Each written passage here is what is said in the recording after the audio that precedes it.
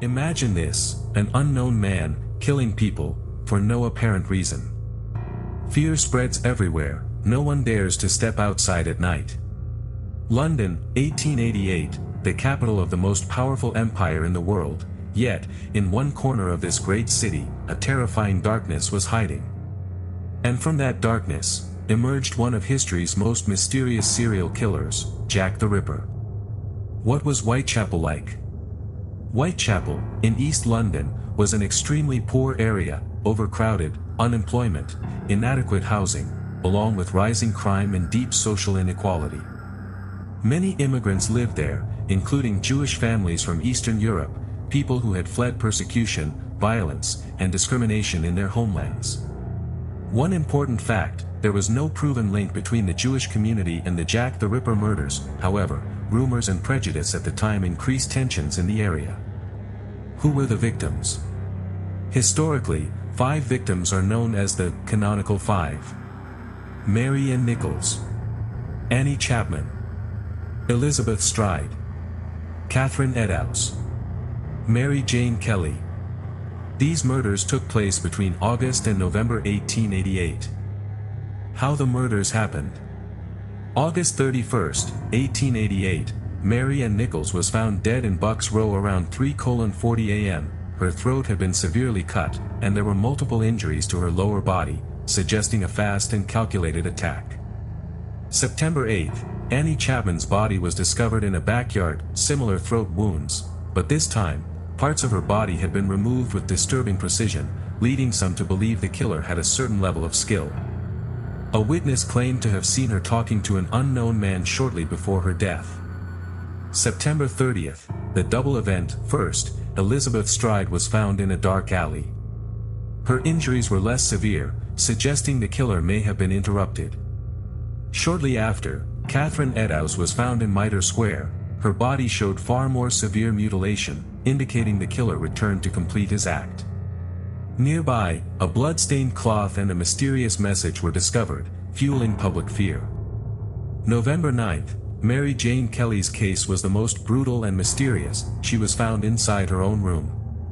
The attack appeared to have taken much longer, and her body showed extreme mutilation. It's believed the killer had more time here, as he was not disturbed. All 5 murders occurred at night, often near weekends, and within short intervals, suggesting a pattern.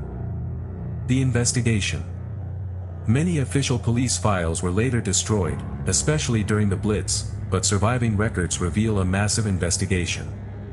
Police conducted door-to-door searches across Whitechapel, collected forensic evidence, and tracked suspects. Over 2,000 people were interviewed.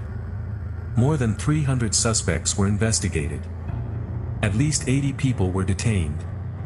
A reward was even offered for the killer's capture.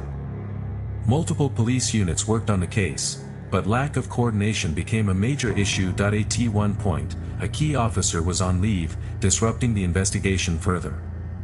Initially, the nature of the crimes led police to suspect a butcher or someone with surgical skills, but after investigating local butchers, this theory was dismissed.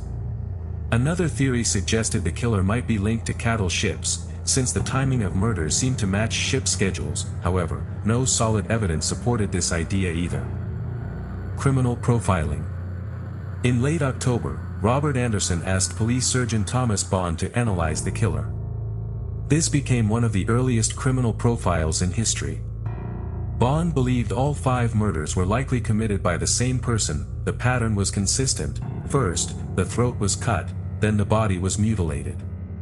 However, he strongly rejected the idea that the killer was a trained surgeon. Instead, he described him as a solitary, mentally unstable individual with violent tendencies.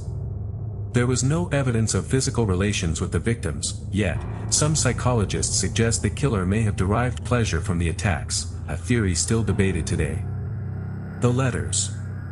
During the murders, police and newspapers received hundreds of letters, many claiming to be from the killer. 3 became especially famous. Dear Boss. Saucy Jackie. From Hell.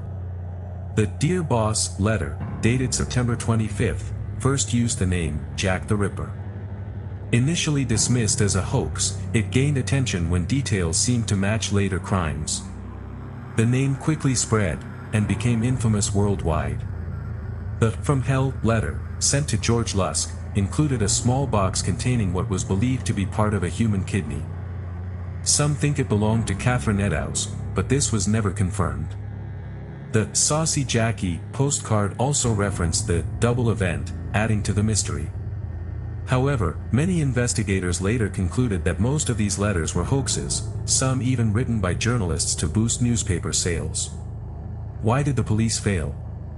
Investigators faced several major challenges. Lack of modern forensics, no DNA testing. No fingerprint system in use.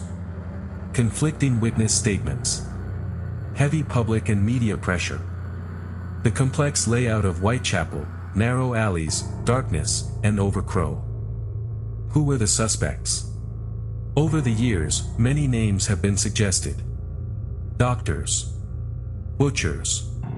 Local criminals. Mentally ill individuals. Foreign immigrants. Even members of the upper class.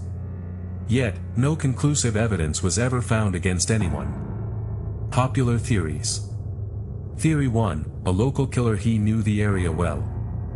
Theory 2, someone with medical knowledge. Some believe he had basic anatomical understanding.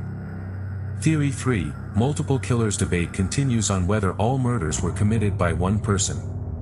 Why is it still famous today? Because the killer was never caught. His identity remains unknown. The mysterious letters. Endless suspects. Over 130 years of debate. Was he just an ordinary criminal? Or a deeply disturbed mind? Or someone whose identity has been lost to history forever? We may never know. But one thing is certain, the darkness of 1888 has never truly faded.